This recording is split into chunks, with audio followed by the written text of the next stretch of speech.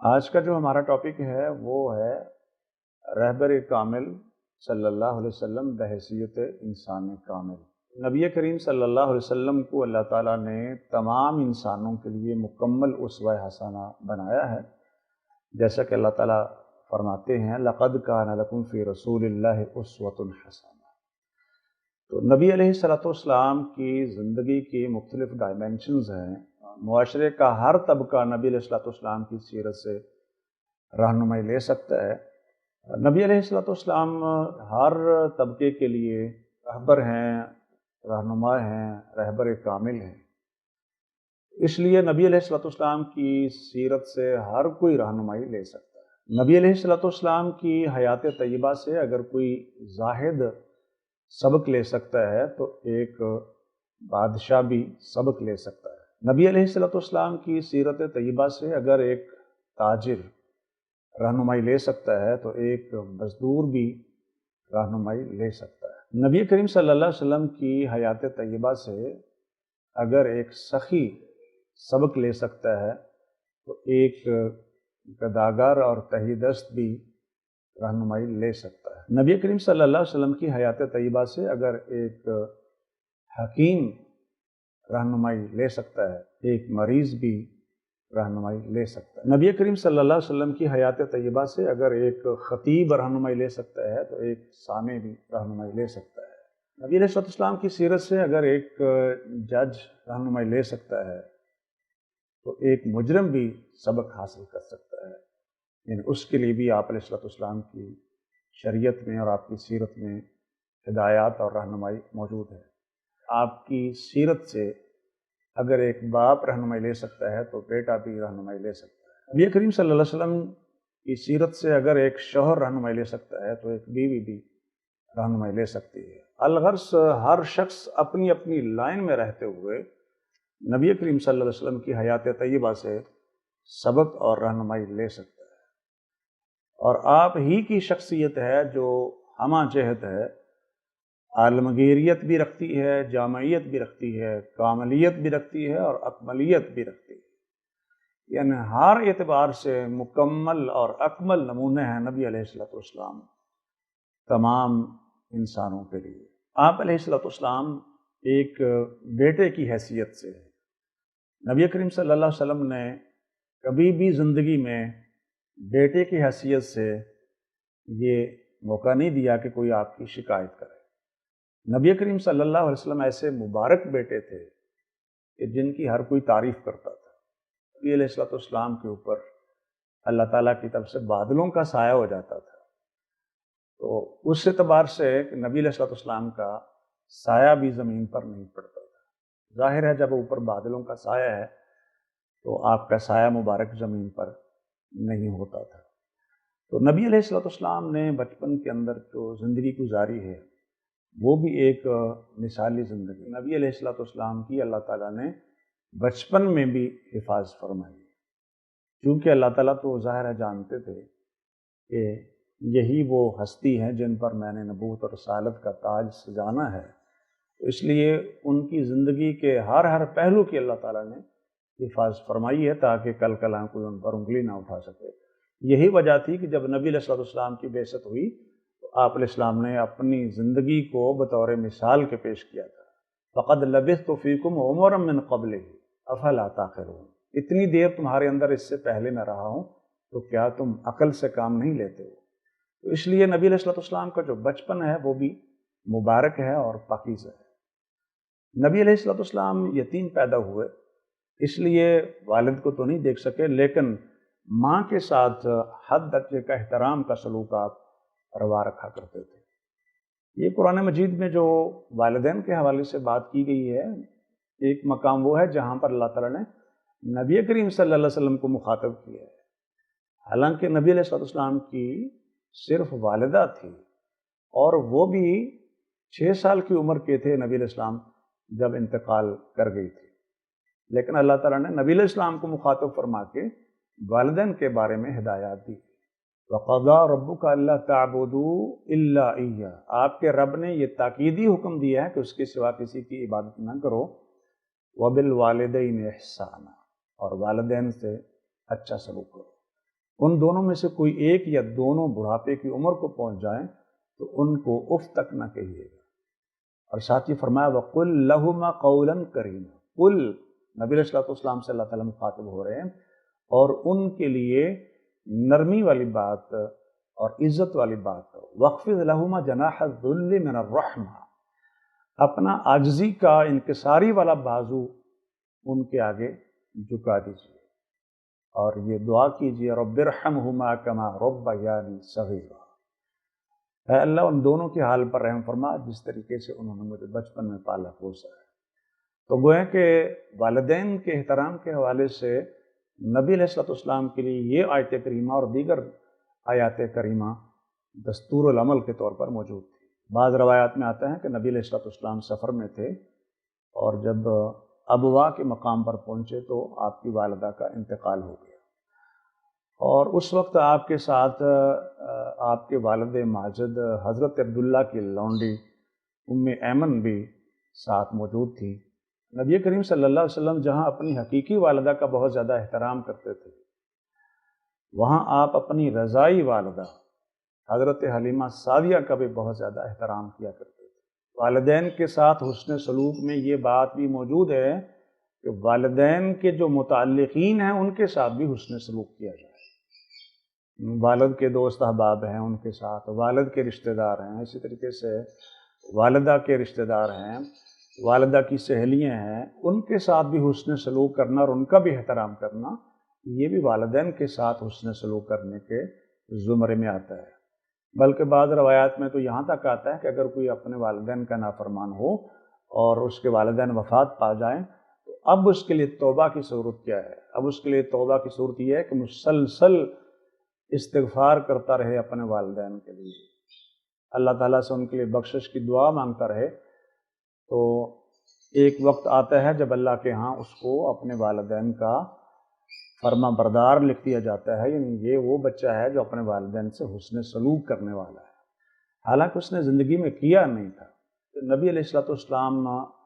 اپنے والدین کے متعلقین کا بھی خیال رکھا کرتے تھے، اور اس کی ایک دلیل یہ ہے کہ حضرت ام ایمن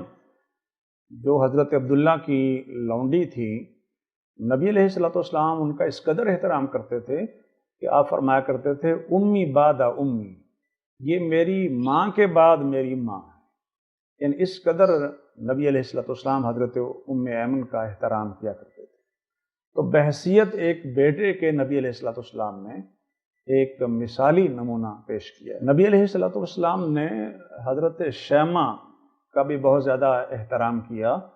عرف عام میں جن کو شیمہ کہا جاتا ہے، یعنی حضرت حلیمہ سعدیہ کی بیٹی۔ تو گویا کہ نبی علیہ السلام کی وہ رضائی بہن ہوئی، تو نبی علیہ السلام اپنی رضائی بہن کا بھی بہت زیادہ احترام کیا کرتے تھے۔ اور اسی میں ایک چیز میں اور ایڈ کر دوں کہ جب نبی علیہ السلام پر اللہ تعالیٰ نے وحی نازل کرنا شروع کی تو ایک موقع پر نبی علیہ السلام کا گزر ابوا کے مقام سے ہوا تھا، تو نبی علیہ السلام وہاں اپنی والدہ کی قبر کے پاس بہت زیادہ پریشان ہوئے تھے، آپ دیدہ ہو گئے تھے، اور آپ کی حالت دیکھ کر صحابہ کرام بھی آپ دیدہ ہو گئے تھے، اور ان کی آنکھوں سے بھی آنسو جاری ہو گئے تھے۔ تو یہ ایک بیٹے کی حیثیت سے نبی علیہ السلام کا انداز تھا۔ یہ کریم صلی اللہ علیہ وسلم بحیثیت ایک شوہر کے بھی اسوہ حسنہ ہے۔ نبی علیہ السلام کی نبوت اور رسالت کی بھی بہت سی مصروفیات تھیں، اس کے باوجود نبی علیہ السلام اپنی تمام ازواج مطہرات کا خیال رکھا کرتے تھے۔ یہاں ایک چیز میں یہ بھی عرض کر دوں اگرچہ وہ ضمناً ہے کہ نبی علیہ السلام نے حضرت خدیجہ رضی اللہ تعالیٰ عنہ سے پہلا نکاح کیا ہے، اس کے بعد حضرت سودا سے کیا ہے، 53 سال کی عمر میں نبی علیہ السلام نے ہجرت فرمائی ہے، تو اس کے بعد یہ بڑھاپے کی عمر ہے۔ نبی کریم صلی اللہ علیہ وسلم نے مختلف اغراض و مقاصد کے لیے پھر مختلف نکاح کیے، یعنی ایک مقصد تو نکاح کا یہ ہوتا ہے کہ انسان کی جسمانی ضرورت ہے، اس کے لیے انسان جو نکاح کر رہا ہوتا ہے۔ تو اگر اس پہلو سے بات ہوتی تو نبی علیہ السلام اپنی جوانی کے عالم میں بیوہ سے شادی نہ کرتے، متعلقہ عورتوں سے شادی نہ کرتے، اور اپنے سے زیادہ عمر کی عورتوں سے شادی نہ کرتے۔ تو نبی علیہ السلام بحیثیت پیغمبر کے ایک مثالی نمونہ ہیں، یعنی بحیثیت شوہر کے بھی، تو اس لیے نبی علیہ السلام نے یہ مختلف نکاح جو کیے ہیں، مثلا حضرت صفیہ بنت حیی ہیں، وہ خیبر جب فتح ہوا تو وہ وہاں سے लौंडी की हैसियत से आई, उनको आज़ाद करके नबी अलैहि सलाम ने उनसे निकाह कर लिया। वो यहूदी सरदार की बेटी थी। इस निकाह के बाद इन 7 हिजरी के बाद यहूदियों ने नबी अलैहि सलाम की मुखालफत तरक कर दी, इसलिए कि वहाँ ये कल्चर था कि जिसके यहाँ आपकी बेटी चली जाती है, जिसको आप बेटी का रिश्ता दे देते हैं पर उसकी मुखालफत नहीं करते हैं, ये कल्चर मौजूद था। इसी तरह हज़रत उम्मे हबीबा उम्मुल मोमिनीन से जब नबी अलैहि सलाम ने निकाह किया, हज़रत उम्मे हबीबा से जब नबी अलैहि सलाम ने शादी की, तो उसके बाद उनके वालिद हज़रत अबू सुफियान की तरफ से कोई मुखालफत साबित नहीं है। फ़तह मक्का के मौके पर तो वैसे ही वो मुसलमान हो गए, और उससे पहले भी जब नबी अलैहि सलाम ने हज़रत उम्मे हबीबा से निकाह कर लिया था, उसके बाद कोई भी मुखालफत अबू सुफियान की तरफ से साबित नहीं है। इसी तरीके से एक बुरी रस्म थी कि लोग अडॉप्ट कर लेते थे जिस बच्चे को, उसको हकीकी बेटे की तरह समझते थे। तो अल्लाह ताला ने हज़रत ज़ैनब बिन्त जहश के साथ नबी अलैहि सलाम का निकाह करवा के उस रस्म को तोड़वा दिया। पहले उन नबी अलैहि सलाम के अडॉप्टेड सन हज़रत ज़ैद बिन हारसा ने निकाह किया था, और उसके बाद उनकी न बन सकी और तलाक हो गई। तो फिर नबी अलैहि सलाम का निकाह हज़रत ज़ैनब बिन्त जहश के साथ हुआ था। तो लोगों ने बातें की कि नबी अलैहि सलाम ने अपनी बहू के साथ शादी कर ली है। तो उस पर अल्लाह ताला ने फरमाया, मा काना मुहम्मदुन अबा अहदिम मिन रिजालिकुम वलाकिन रसूलुल्लाह व खातमुन नबिय्यीन। मोहम्मद तुम्हारे मर्दों में से किसी के बाप नहीं, लेकिन वो तो अल्लाह के रसूल हैं और आखिरी नबी है, खातमुन नबिय्यीन है। मतलब ये था कि आपके बेटों में से कोई भी मर्द नहीं बना, शादी की उम्र को नहीं पहुंचा कि आपकी बहू होती। तो किसी को बेटा कहने से वो बेटा नहीं बन जाता, बल्कि सूरत अहज़ाब में अल्लाह ने फरमाया, उदऊहुम लिआबाइहिम, उनके जो हकीकी बाप हैं उनके नाम से उनको पुकारा करो। अगर किसी ने किसी बच्चे को लैपालिक बनाया है, मुतबन्ना बनाया है, तो इसका मतलब ये नहीं है कि वो वल्दियत के तौर पर अपना नाम लिख लेगा। वल्दियत में असल बाप का नाम ही रहेगा। तो ये बहुत बड़ी रस्म थी जो इस निकाह के ज़रिए से अल्लाह ताला ने तोड़वाई। हज़रत अबू बकर रज़ी अल्लाह ताला अन्हु के एहसानात का बदला चुकाने की नबी अलैहिस्सलाम ने हज़रत आयशा रज़ी अल्लाह ताला अन्हा से निकाह किए,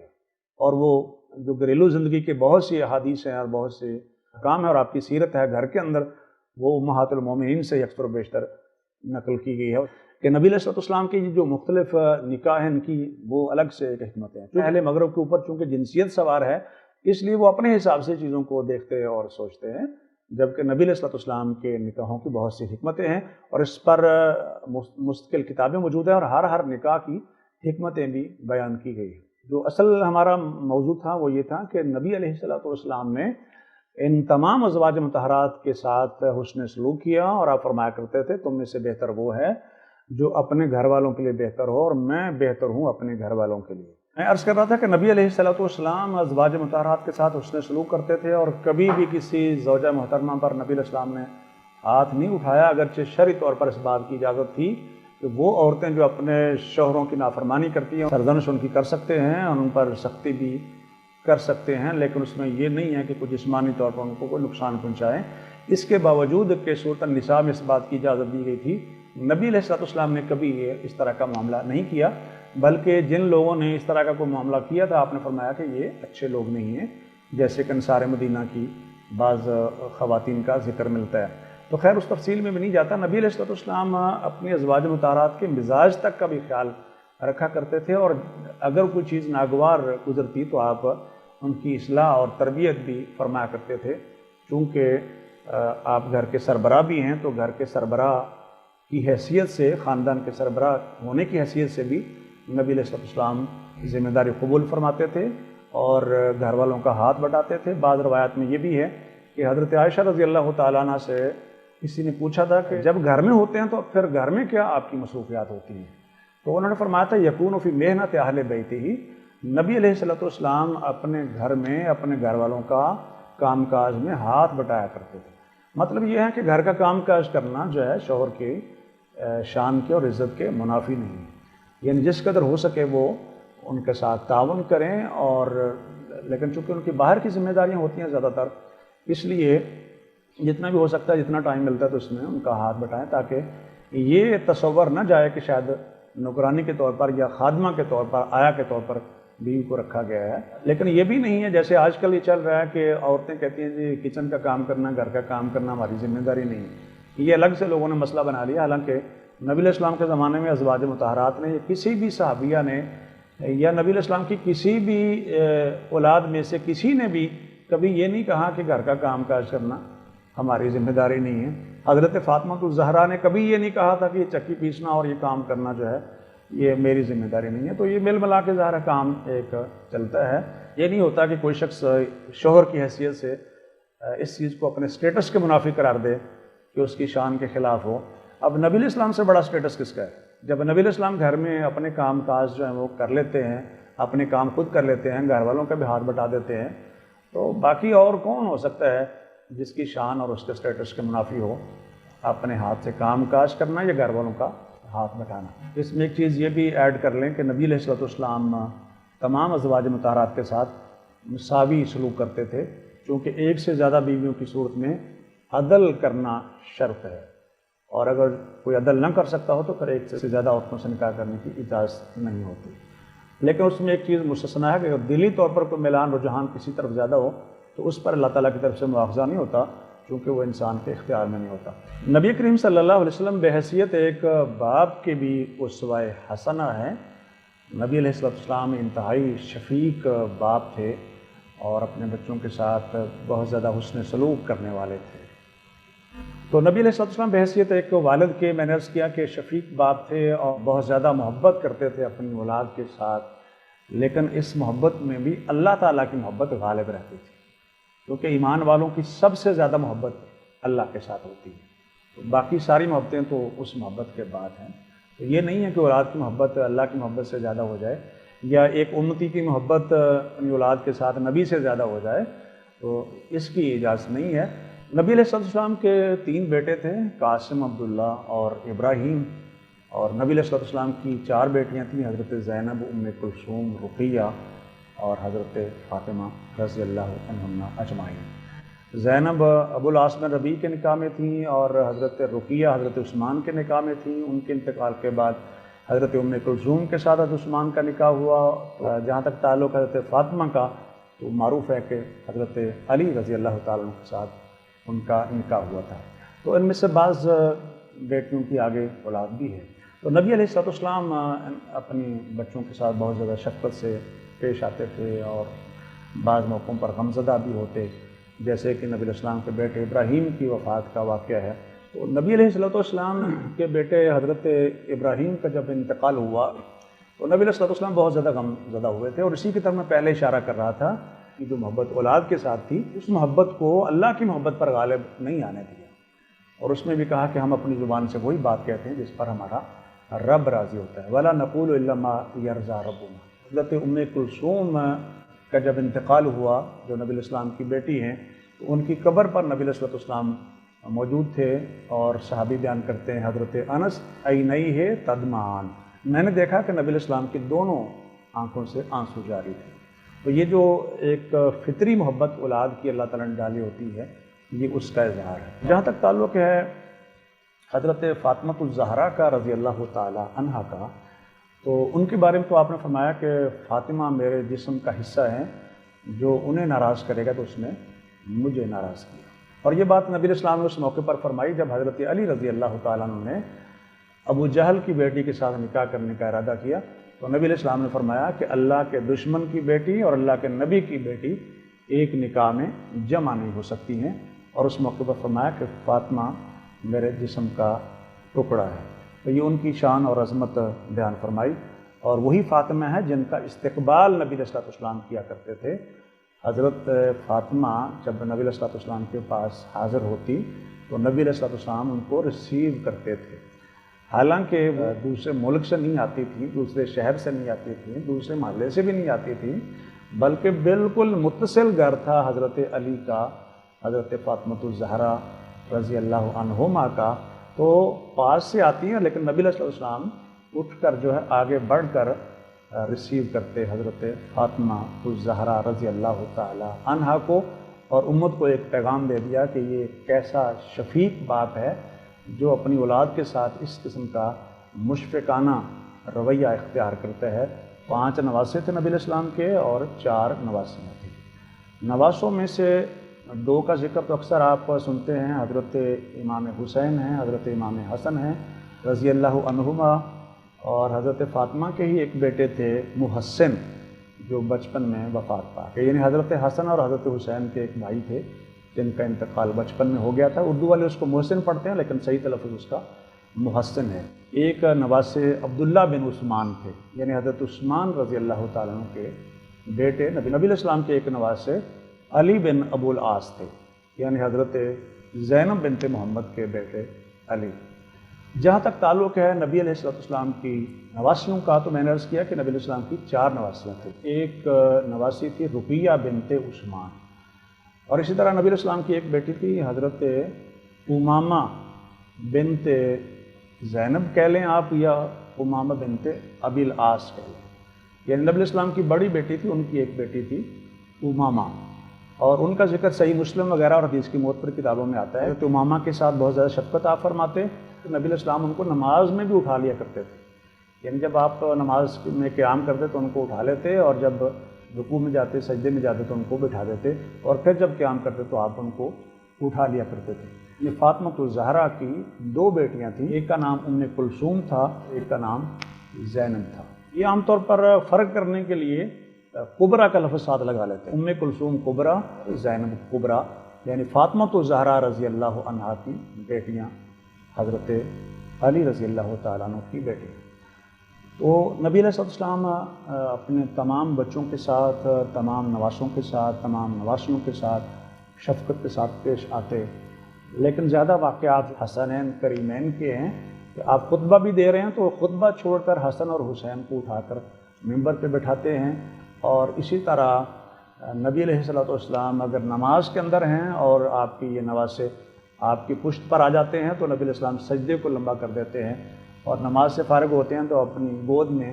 اپنے نواسوں کو بٹھا لیتے ہیں، ایک ران کے اوپر ایک نواسے کو بٹھا لیا اور دوسری پر دوسرے کو بٹھا لیا۔ اور کئی ایسے واقعات ہیں جیسے کہ حضرت ابو ہریرہ رضی اللہ تعالیٰ عنہ نے بہت سی روایات بیان کی ہیں اس حوالے سے کہ نبی علیہ السلام اپنی اولاد کے ساتھ ایک شفیق باپ کی حیثیت سے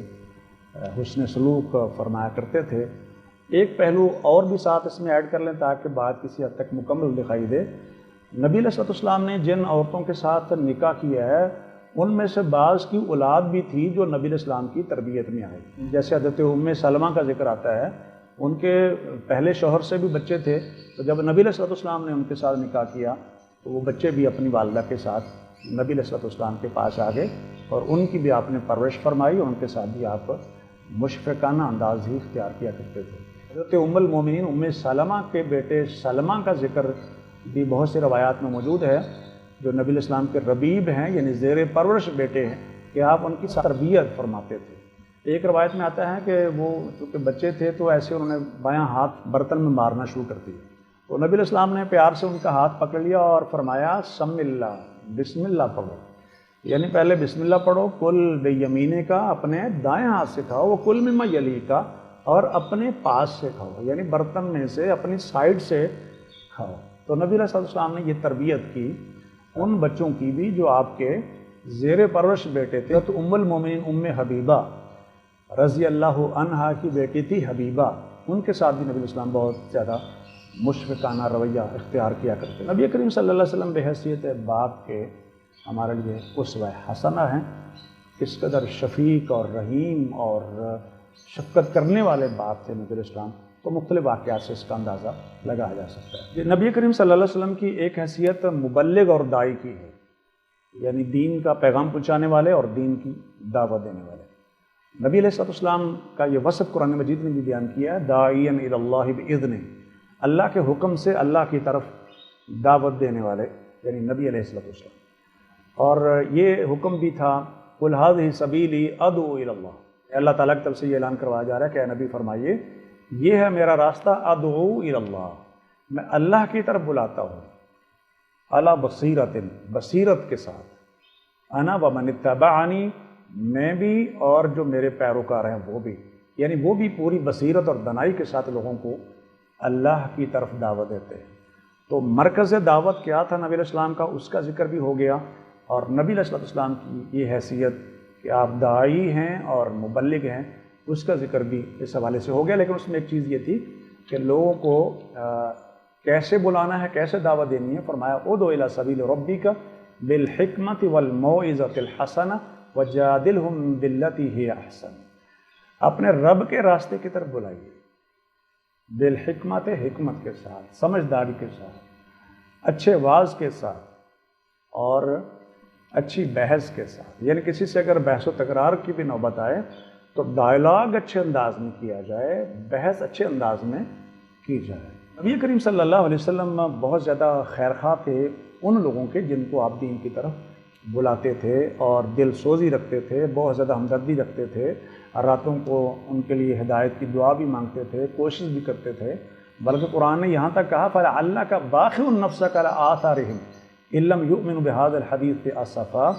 اے نبی کیا آپ اپنے آپ کو ان کے پیچھے ہلاک کر دیں گے کہ یہ اس بات یعنی قرآن پر ایمان کیوں نہیں لاتے ہیں؟ یعنی اس قدر نبی علیہ السلام لوگوں کی اسلام قبول نہ کرنے کی وجہ سے پریشان ہوتے تھے. مطلب یہ تھا کہ میں ان کا خیر خواہ ہوں، ان کی بہتری کی طرف بلا رہا ہوں، ان کو کامیابی اور کامرانی کی طرف بلا رہا ہوں، آخرت کے عذابوں سے بچنے کی طرف بلا رہا ہوں، لیکن یہ انکار پر اصرار کیے ہوئے ہیں. تو اس وجہ سے نبی علیہ السلام پریشان ہوتے تھے. تو اس پر اللہ تعالیٰ نے فرمایا کہ آپ پریشان نہ ہوں، ان لوگوں کا لوٹنا ہماری طرف، پھر ہم ان کو بتائیں گے کہ یہ کیا اعمال کرتے رہے. اور نبی علیہ السلام کا جو نصاب دعوت تھا، نصاب تبلیغ تھا، اس کو بھی قرآن نے بیان کیا ہے. اللہ تعالیٰ فرماتے ہیں وَالَّذِي بَعَثَ فِي الْأُمِّيِّينَ رَسُولًا مِّنْهُمْ يَتْلُو عَلَيْهِمْ آيَاتِهِ، نبی علیہ السلام ان پر اللہ کی آیتیں پڑھتے تھے. وَالَّذِي بَعَثَ فِي الْأُمِّيِّينَ رَسُولًا مِّنْهُمْ يَتْلُو عَلَيْهِمْ آيَاتِهِ وَيُزَكِّيهِمْ وَيُعَلِّمُهُمُ الْكِتَابَ وَالْحِكْمَةَ وَإِن كَانُوا مِن قَبْلُ لَفِي ضَلَالٍ مُّبِينٍ، انہیں کتاب و حکمت کی تعلیم دیتے ہیں، ان کا تزکیہ کرتے ہیں. تو تلاوت قرآن بھی کرتے تھے آپ، قرآن کی آیتیں بھی پڑھتے تھے، تعلیم بھی کرتے تھے کتاب و حکمت یعنی قرآن کی اور حدیث کی تعلیم بھی آپ دیتے تھے، اور ان کا تزکیہ بھی کرتے تھے. تعلیم کے ساتھ ساتھ تربیت بھی نبی علیہ السلام کیا کرتے تھے. نبی علیہ السلام نے بڑی دانائی کے ساتھ لوگوں کو دین کی دعوت دی ہے. بعض ایسے مواقع ہوتے تھے جہاں اشتعال کا امکان ہوتا تھا، لیکن وہاں پر بھی نبی علیہ السلام بڑے تحمل کے ساتھ اور بردباری کے ساتھ دین کا پیغام پہنچایا کرتے تھے. آپ نے وہ واقعہ سنا ہوگا، ایک بدو آیا تھا مسجد نبوی کے اندر، اس نے پیشاب کر دیا تو لوگ جو ہے ان کو غصہ آ گیا اور لوگ اس کو روکنے کے لیے آگے بڑھے. نبی علیہ السلام نے لوگوں کو روک دیا. اس کا مطلب یہ تھا کہ اس کو کچھ نہ کہا جائے، اور اس کی وجہ یہ تھی کہ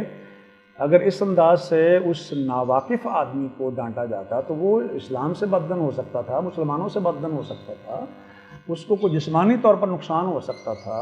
یہ پہلو بھی موجود تھا. پھر یہ کہ مسجد نبوی زیادہ پراگندہ ہو سکتی تھی اگر اس کو اسی حالت میں روک دیا جاتا.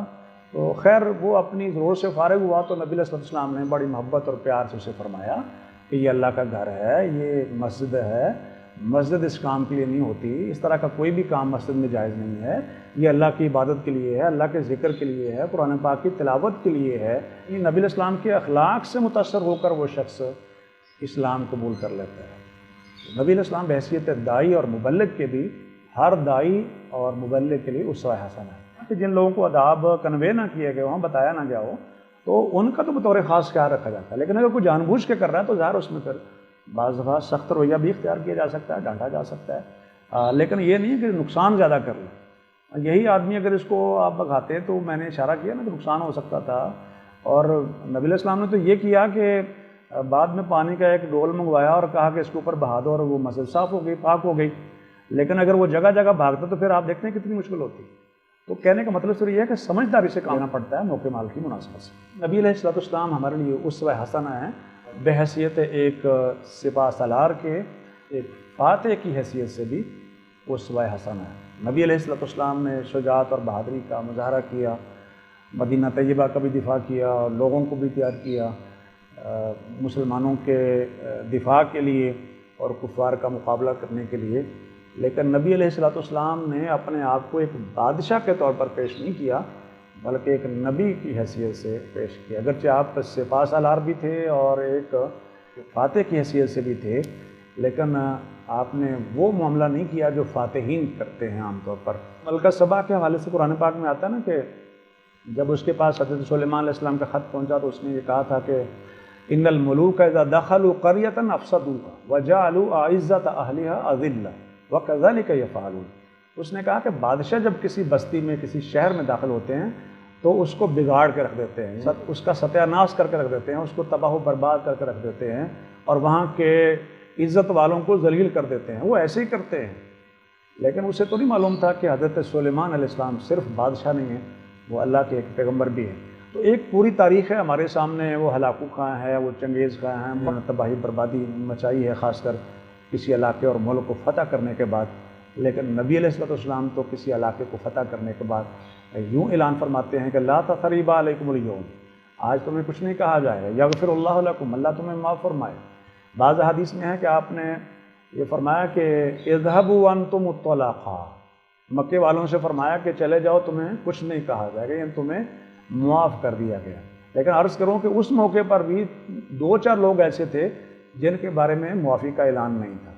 یعنی جو بعد میں بھی امن و امان خراب کر سکتے تھے، جیسے عبداللہ بن خطل کے بارے میں نبی علیہ السلام نے فرمایا تھا اگر وہ کعبے کے پردوں میں بھی چھپا ہوا ہو تو اس کو وہاں سے پکڑ کر بھی قتل کر دیا جائے۔ لیکن جو باقی لوگ تھے ان کے لیے عام معافی کا اعلان تھا، بلکہ یہاں تک کہ آپ نے فرمایا جو ابو سفیان کے گھر میں داخل ہو جائے اسے بھی کچھ نہیں کہا جائے گا۔ تو آپ نے عزت نفس کا بھی خیال رکھا وہاں کے معززین کا، جو ان کے سربراہ تھے اور بڑے لوگ تھے، اور جب اسلام قبول کر لیا تو ظاہر تو پھر تو وہ ہیں ہی معزز اور مسلمانوں کے بھائی ہیں۔ تو اس انداز سے نبی علیہ السلام نے ایک فاتح کی حیثیت سے اپنے آپ کو پیش کیا، اور آپ علیہ السلام ہدایات جاری کیا کرتے تھے، بچوں کو قتل نہیں کرنا، بوڑھوں کو قتل نہیں کرنا، عورتوں کو قتل نہیں کرنا، اور جو لوگ عبادت میں مصروف ہوں، عبادت گزار یا عابد قسم کے لوگ ہوں اپنی عبادت خانوں میں، اپنے عبادت خانوں میں موجود ہوں، ان کو بھی آپ نے کچھ نہیں کہنا۔ اس طرح ایون یہاں تک کہ فصلوں کو نقصان نہیں پہنچانا، اپنے باغوں کو نقصان نہیں پہنچانا، اس طرح کی ہدایات نبی علیہ السلام بحیثیت ایک سپاہ سالار کے اور بحیثیت ایک فاتح کے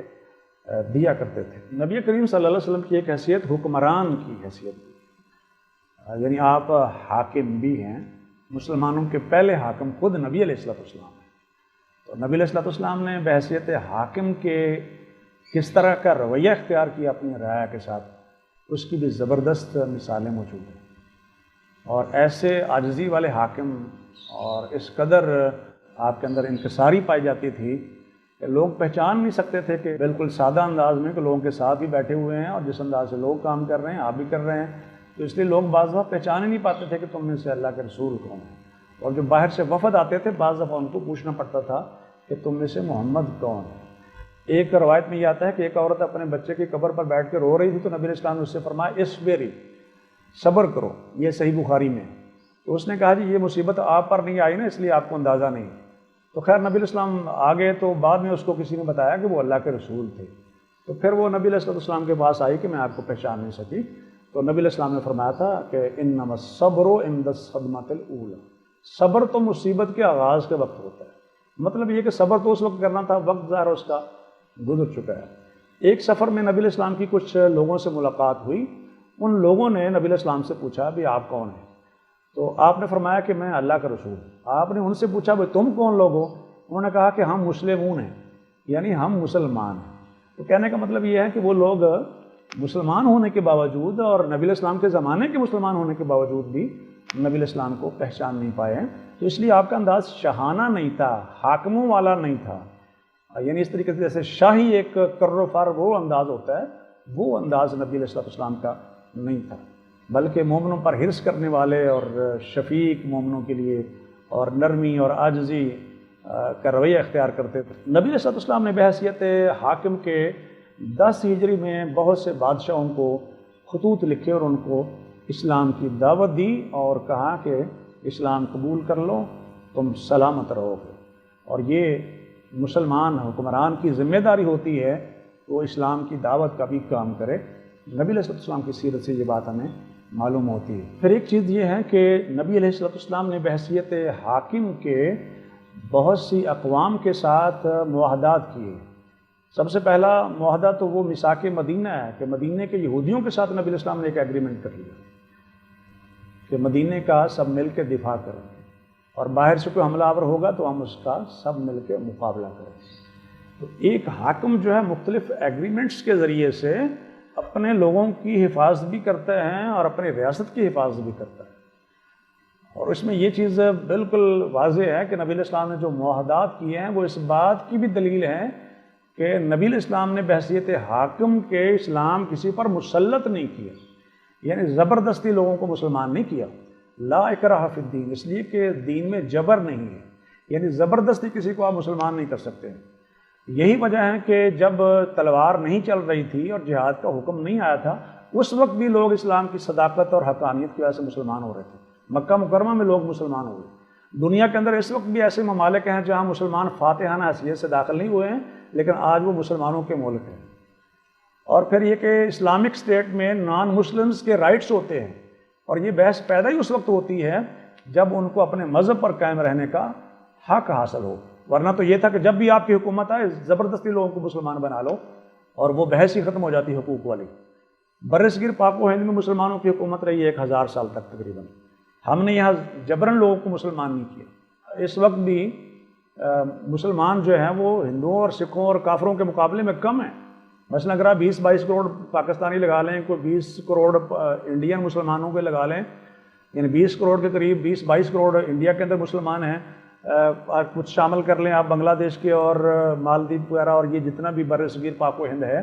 اور چھوٹے موٹے ممالک، ان سب میں اگر آپ دیکھیں تو اس وقت بھی ہندو اور دیگر غیر مسلم مسلمانوں سے تعداد میں زیادہ ہے۔ تو مسلمانوں کی بڑی طاقتور حکومتیں بھی یہاں پر آئی ہیں، خاص کر اورنگزیب عالمگیر تک تو طاقتور حکومتیں مسلمانوں کی رہی ہیں۔ آخری 10 سال میں 15 لگے گئے، لیکن پہلے طاقتور حکمران بھی رہے ہیں۔ اس کے باوجود انہوں نے زبردستی لوگوں کو مسلمان نہیں کیا، ورنہ محمد بن قاسم جب 712 عیسوی میں آئے تھے، 92 ہجری میں آئے تھے، اور اس کے بعد یہ سلسلہ شروع ہوتا تو کسی ہندو کو باقی نہ رہنے دیا جاتا، اور نہ کسی سکھ کو باقی رہنے دیا جاتا، نہ کسی اور غیر مذہب کو اس کے مذہب پر قائم رہنے دیا جاتا، بلکہ اس کو جبراً اسلام میں داخل کر لیا جاتا۔ ایسا کیوں نہیں کیا گیا؟ اس لیے کہ اسلام اس بات کی اجازت نہیں دیتا۔ لیکن ایک بات ذہن رکھیں کہ اگر اسلام کے پیغام پہنچانے میں رکاوٹ ہو تو اس کو جہاد کی قوت اور طاقت سے روک دیا جاتا ہے، ہٹا دیا جاتا ہے درمیان سے جو اللہ کا پیغام پہنچانے میں رکاوٹ بنی ہوئی ہو۔ اور ہاں، اس کے بعد جس کی مرضی اسلام قبول کرے، جس کی مرضی نہ کرے۔ یہ جو کہتے ہیں کہ تلوار کے زور پر اسلام قبول کروایا گیا، ان سے ہم پوچھتے ہیں کہ لوگ تو آج بھی اسلام قبول کر رہے ہیں، بلکہ سب سے زیادہ وہ لوگ ہیں مذہب تبدیل کرنے والے جو اسلام میں داخل ہو رہے ہیں۔ ٹھیک ہے، کدو کا وہ بھی ہوں گے جو اسلام چھوڑ رہے ہیں، کہ ایسے بدبخت ہوں گے، لیکن زیادہ تر وہ ہیں جو اسلام قبول کر رہے ہیں۔ حالانکہ کون سی تلوار ہے آج مسلمانوں کے پاس؟ ان بیچاروں کو تو اپنی تلوار کی فکر پڑی ہوئی ہے۔ میں پاکستانیوں کی بات کروں تو ان بیچاروں کو ڈر لگا کہ ہماری تلوار کو اٹھا کے نہ لے جائے۔ میرا اشارہ اپنی قوت کی طرف ہے، کہ یعنی ایسے جیسے کوئی ایک پیس پڑا ہوتا ہے اس کو اٹھا کے کوئی بھاگ جائے گا۔ ہماری کیفیت تو یہ بنی ہوئی ہے، تلوار کہاں ہیں، بیچارے منہ چھپاتے پھر رہے ہیں۔ لیکن اس وقت بھی اسلام اپنی قوت اور طاقت سے پھیل رہا ہے، یعنی اپنی صداقت سے اور اپنی حقانیت کی بنیاد پر پھیل رہا ہے۔ اس لیے یہ الزام لگایا کچھ لوگوں نے کہ اسلام میں لوگوں کو زبردستی داخل کیا جاتا رہا۔ نبی کریم صلی اللہ علیہ وسلم کی ایک حیثیت زاہد کی حیثیت ہے۔ زاہد وہ شخص ہے جس کو دنیا کا لالچ نہ ہو، یعنی وہ ضروریات زندگی کو حاصل بھی کرتا ہے، استعمال بھی کرتا ہے، دنیا کی نعمتوں کا استعمال بھی کرتا ہے، لیکن دنیا کو اپنے اوپر سوار نہیں کرتا۔ اور یہ نبی علیہ السلام کا جو زہد ہے یہ اختیاری ہے۔ اختیاری کا مطلب یہ ہے نبی علیہ السلام نے اپنی مرضی سے اس کو اڈاپٹ کیا ہے۔ اگر آپ چاہتے تو صفا پہاڑ سونے کا بنا دیا جاتا، بلکہ ایک حدیث میں یہ بھی آتا ہے کہ آپ کے پاس جبریل آئے تھے اور انہوں نے نبی علیہ السلام سے آ کے پوچھا کہ اللہ تعالیٰ پوچھتے ہیں کہ آپ بادشاہ رسول بننا چاہتے ہیں یا بندہ رسول بننا چاہتے ہیں؟ اور نبی علیہ السلام نے ابھی کوئی آپشن نہیں لیا تھا، تو جبریل نے یوں اشارہ کیا، یعنی نیچے کی طرف اشارہ کیا ہاتھ کا، مطلب یہ تھا کہ آپ عاجزی اختیار کریں۔ تو آپ نے جواب دیا بل عبدن رسولاً، میں عبد رسول بننا چاہتا ہوں۔ تو اسی طرح نبی علیہ السلام کا یہ فقر بھی اختیاری تھا، یعنی سادہ زندگی خود اپنے چوائس سے نبی علیہ السلام نے اختیار کی ہے۔ اور اس میں یہ پیغام بھی ہے کہ وہ لوگ جو زندگی کی مشکلات سے گزر رہے ہوں ان کو حوصلہ ملے نبی علیہ السلام کی سیرت سے کہ ہمارے پیغمبر نے اس طریقے سے سادہ زندگی بسر کی۔ نبی علیہ السلام نے جہاں خود زاہدانہ زندگی بسر کی ہے، وہاں نبی علیہ السلام نے اپنی آل اولاد کے لیے بھی قوت لا یموت کا ہی سوال کیا ہے۔ اللہ مرزق آل محمد قوتا۔ قوت لا یموت کا مطلب ہوتا ہے کہ اتنا رزق جس سے گزر اوقات ہوتی جائے اور زندگی چلتی جائے، زندگی رواں دواں رہے۔ مطلب یہ کہ نبی علیہ السلام نے اپنی آل اولاد کے لیے بہت زیادہ رزق نہیں مانگا، بس یہ کہ دوسروں کے محتاج نہ ہو اور ان کی گزر اوقات ہوتی جائے، یہ دعا نبی علیہ السلام نے کی ہے، یعنی اپنی آل اولاد کے لیے بھی۔ اور خود اپنا چوائس یہ تھا کہ ایک وقت کھانا ملے تو اللہ کا شکر ادا کروں، اور دوسرے وقت میں اگر نہ ملے تو میں صبر کروں اور اللہ کو یاد کروں۔ نبی علیہ السلام کی جب وفات ہوئی ہے اس وقت بھی آپ کی زرہ ایک یہودی کے پاس گروی رکھی ہوئی تھی، اور وہ بھی اناج کے عوض میں۔ اب وہ لوگ جو نبی علیہ السلام پر الزام لگائیں گے تو وہ 1000 بار سوچیں گے کہ اس شخص نے حکومت کی وجہ سے یا حاکم ہونے کی وجہ سے یا پیغمبر ہونے کی وجہ سے دنیا کا مال دولت جمع نہیں کی، بلکہ زاہدانہ زندگی بسر کی اور کوئی اثاثے نہیں بنائے۔ بلکہ آپ نے فرمایا کہ ہم نبیوں کی جماعت ہیں، ہماری وراثت نہیں چلتی، جو کچھ ہم چھوڑ جاتے ہیں وہ اللہ کی راہ میں صدقہ ہوتا ہے۔ گزروقات تک کی بات تھی نبی علیہ السلام کی زاہدانہ زندگی میں، اور آپ کی آل اولاد کے سلسلے میں بھی یہی آپ کی دعا بھی تھی۔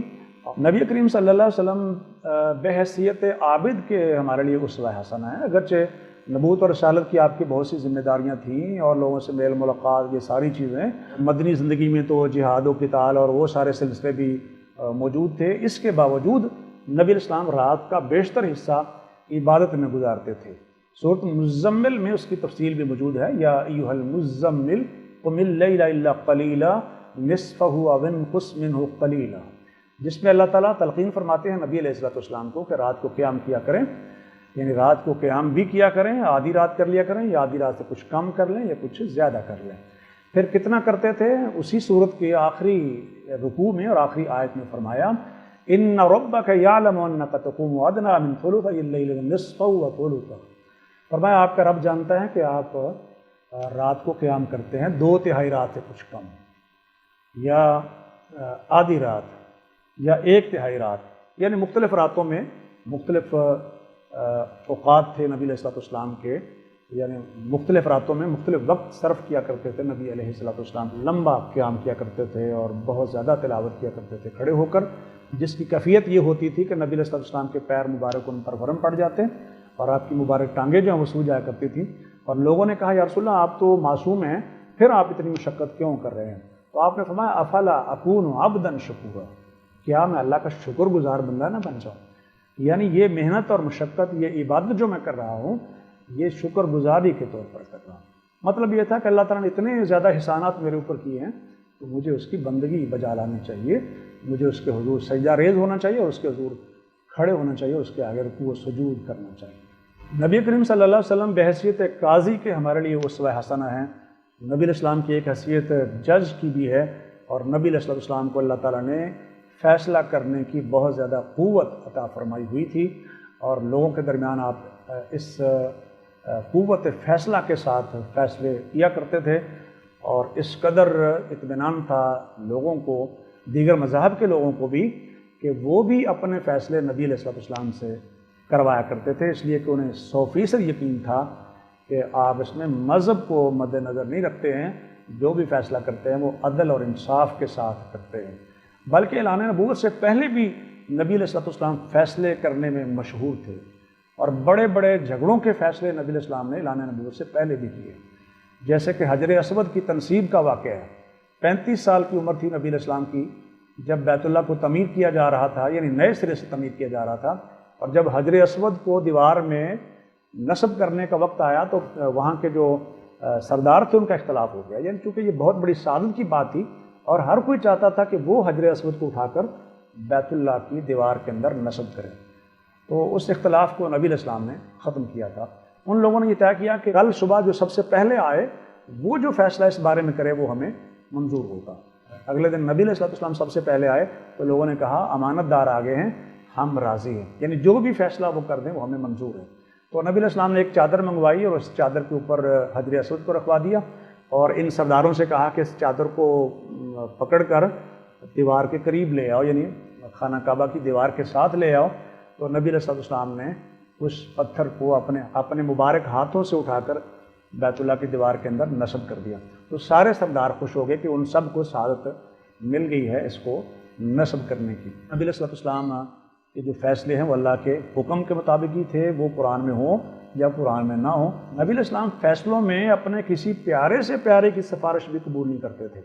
جیسے کہ مخزومیہ عورت کے ہاتھ کاٹنے کا واقعہ ہے جس میں نبی علیہ السلام کے ایک پیارے اسامہ بن زید نے سفارش کی تھی، تو نبی علیہ السلام بہت زیادہ ناراض ہوئے تھے، فرمایا اتشفع فی حد من حدود اللہ، اللہ کی حدوں میں سفارش کر رہے ہو تم، اور آپ نے قسم اٹھا کے فرمایا تھا تم سے پہلے لوگ اس لیے ہلاک ہو گئے جب ان میں سے کوئی با اثر آدمی چوری کرتا اس کو چھوڑ دیتے تھے، اور جب کوئی کمزور آدمی چوری کرتا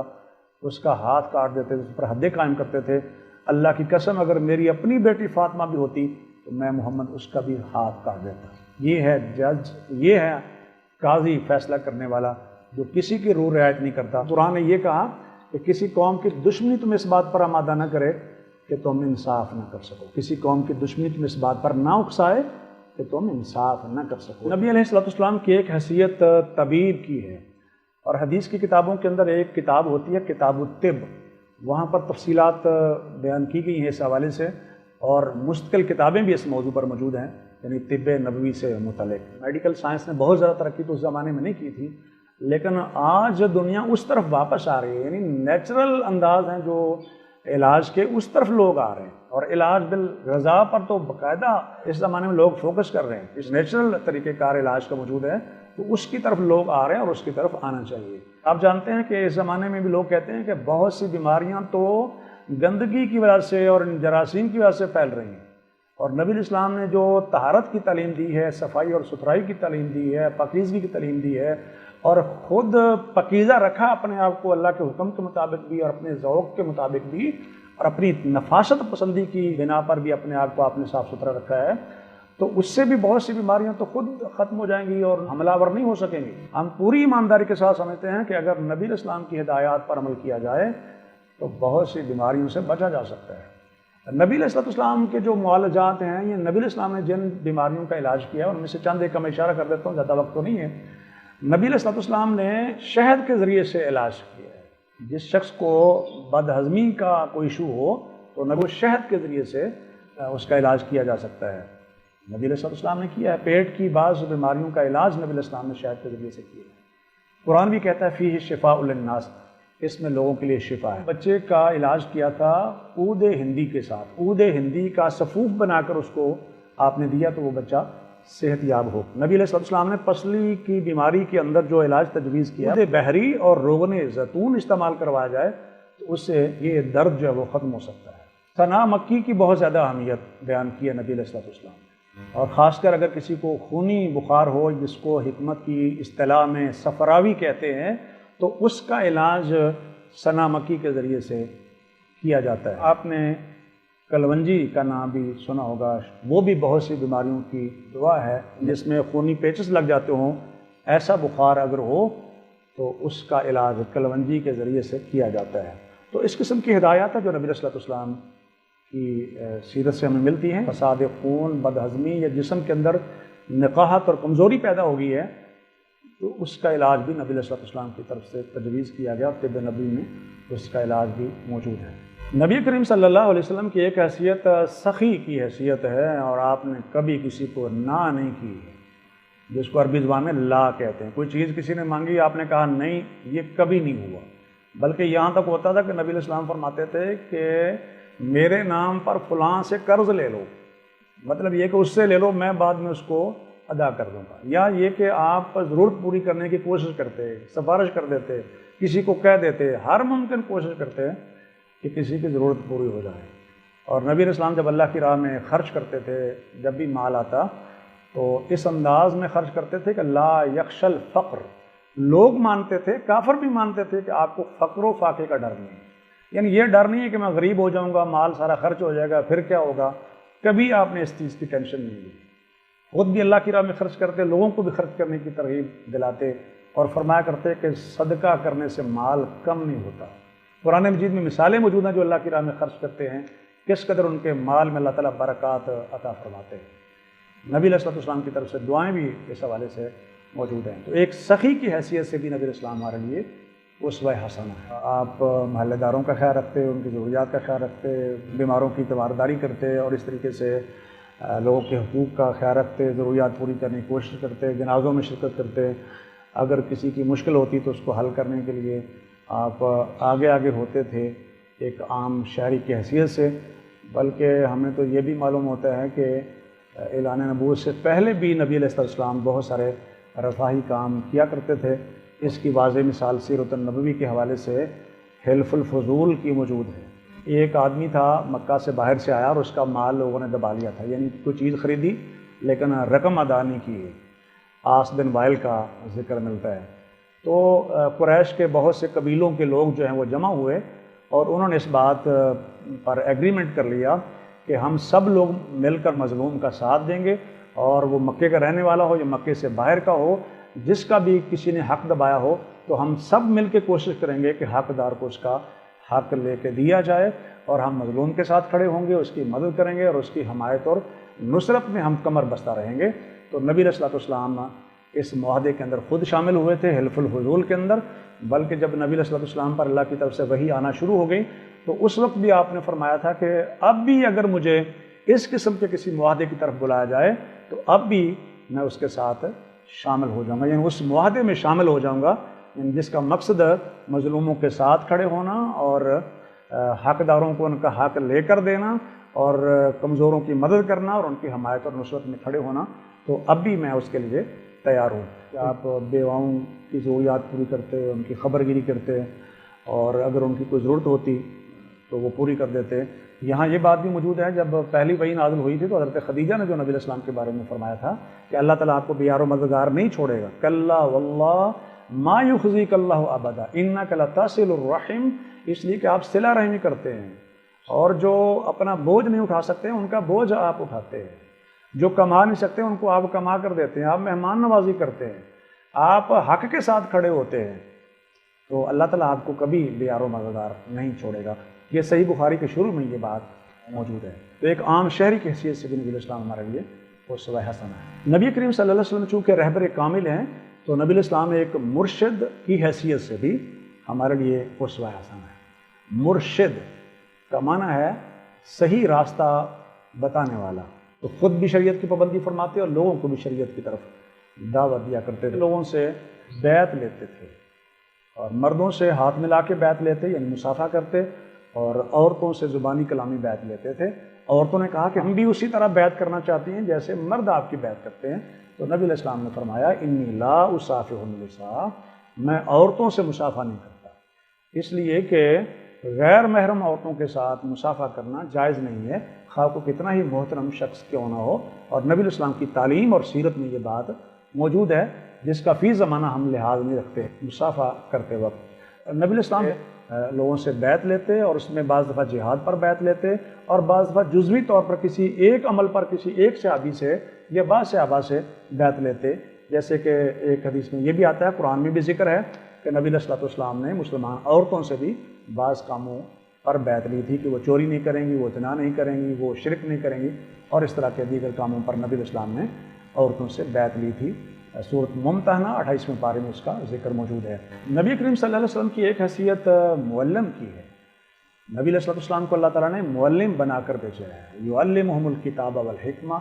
لوگوں کو کتاب و حکمت کی تعلیم دیتے تھے نبی علیہ السلام، معلم کی حیثیت سے۔ اور اس پر بعض اہل علم نے مستقل کتابیں بھی لکھی ہیں۔ اس میں ایک کتاب ہے پروفیسر ڈاکٹر فضل الہی حافظہ اللہ کی،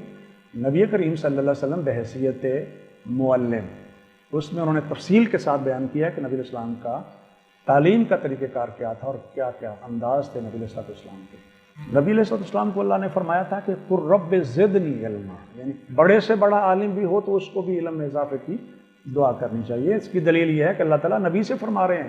کہ اے نبی کہیے رب زدنی علما، اے میرے رب میرے علم میں اضافہ فرما، اور جو غیر مفید علم ہے اس سے آپ اللہ کی پناہ مانگتے تھے،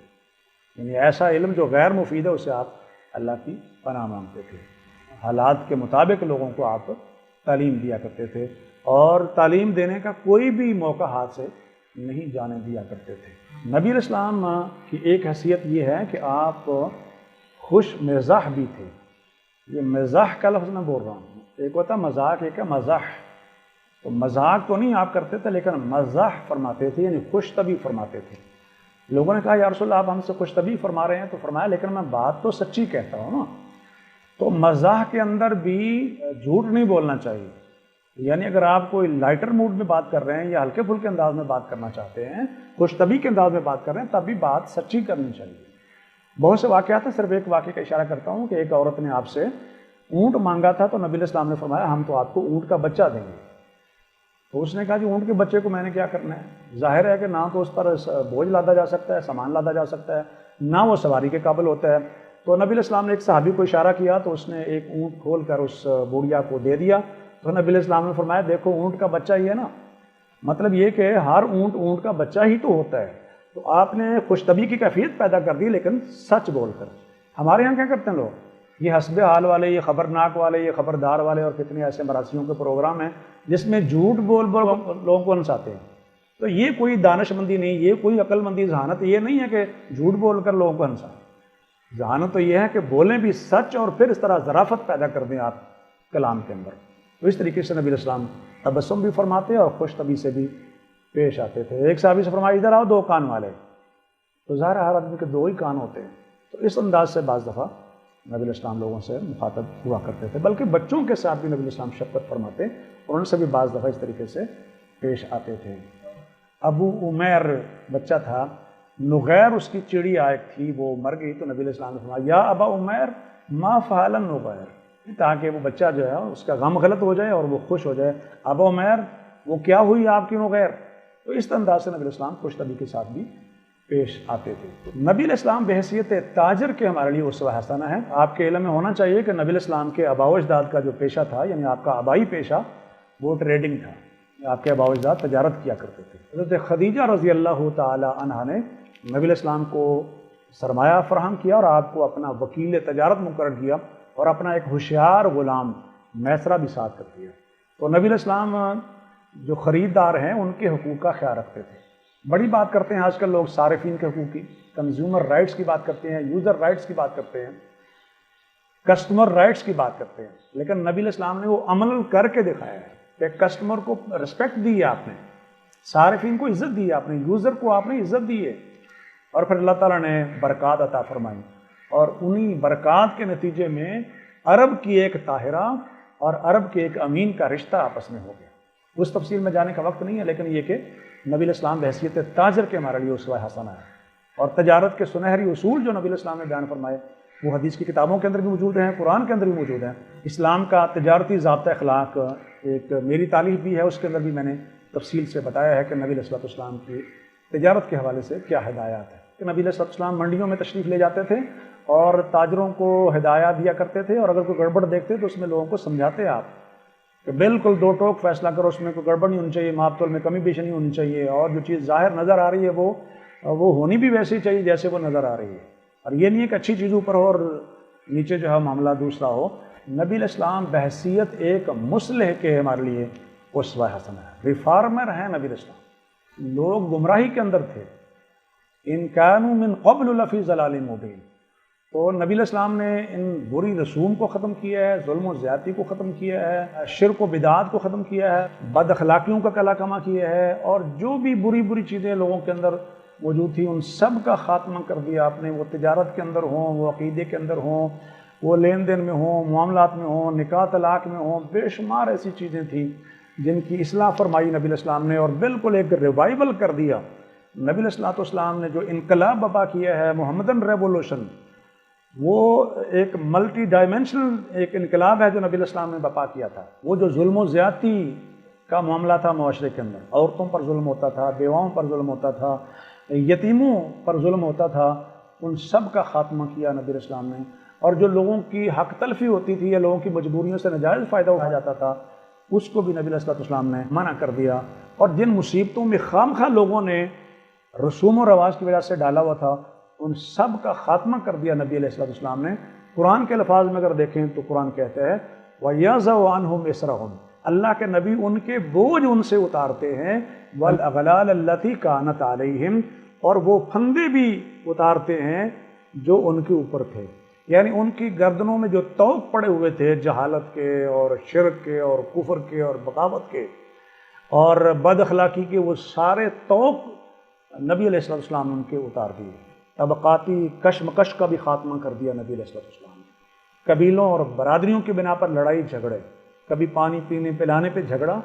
کبھی گھوڑا آگے بڑھانے پہ جھگڑا، چھوٹی چھوٹی باتوں پر جھگڑے ہوتے تھے، لیکن نبی علیہ السلام نے اللہ کے فضل و کرم سے، اللہ کی توفیق کے ساتھ ان کو بھائی بھائی بنا دیا۔ فرمایا وَاذْكُرُوا نِعْمَتَ اللَّهِ عَلَيْكُمْ إِذْ كُنْتُمْ أَعْدَاءً فَأَلَّفَ بَيْنَ قُلُوبِكُمْ، اللہ کی اس نعمت کو یاد کرو جب تم ایک دوسرے کے خون کے پیاسے تھے، تو اس نے تمہیں، یعنی اللہ تعالیٰ نے اپنے فضل و کرم سے تمہیں بھائی بھائی بنا دی، اچھے اخلاق کی ان کو تعلیم دی اور خود بھی اچھا اخلاق پیش کیا۔ فَإِنَّكَ لَعَلَىٰ خُلُقٍ عَظِيمٍ کی گواہی تو قرآن نے دی ہے۔ اور اس لیے حضرت عائشہ رضی اللہ تعالیٰ عنہ سے جب پوچھا گیا نبی علیہ السلام کے اخلاق کے بارے میں تو فرمایا کان خلقہ القرآن، نبی علیہ السلام کا اخلاق قرآن تھا۔ تو نبی علیہ السلام نے اچھے اخلاق کے ذریعے سے، اچھی سیرت کے ذریعے سے لوگوں کی اصلاح کی، اور وہ لوگ جو ایک دوسرے کو دیکھنا نہیں چاہتے تھے، خون کے پیاسے تھے، لڑائیوں میں جتے رہتے تھے، ان کو آپس میں بھائی بھائی بنا دیا۔ خود نہ تھے جو راہ پر اوروں کے ہادی بن گئے، اور ان کا منظر یہ تھا کہ یؤثرون علی انفسہم ولو کان بہم خصاصہ، اپنے اوپر دوسروں کو ترجیح دینے والے بن گئے، اگرچہ ان کو بھوک ہی کیوں نہ لگی ہوتی تھی، اور اگرچہ خود حاجت ہی کیوں نہ ہوتی، اپنے بھائیوں کو اپنے اوپر ترجیح دیتے تھے۔ اور قرآن میں دوسرے مقام پر ہے وَيُطْعِمُونَ الطَّعَامَ عَلَىٰ حُبِّهِ مِسْكِينًا وَيَتِيمًا وَأَسِيرًا إِنَّمَا نُطْعِمُكُمْ لِوَجْهِ اللَّهِ لَا نُرِيدُ مِنكُمْ جَزَاءً وَلَا شُكُورًا۔ تو یہ نبی علیہ السلام کے اخلاق کی ایک جھلک تھی جو اس زمانے کے لوگوں کے اندر ٹرانسفر ہوتی ہے، اور وہ اخلاق نبی علیہ السلام سے سیکھتے ہیں اور امت کے لیے اسوہ بن جاتے ہیں۔ اور اس لیے قرآن نے کہا کہ لوگ اگر ایسے ایمان لائیں جیسے وہ لوگ ایمان لائے ہیں تو تم ہدایت پاؤ گے۔ تو یہ نبی علیہ السلام کی سیرت کے مختلف پہلو ہیں جو اختصار کے ساتھ پیش کیے گئے۔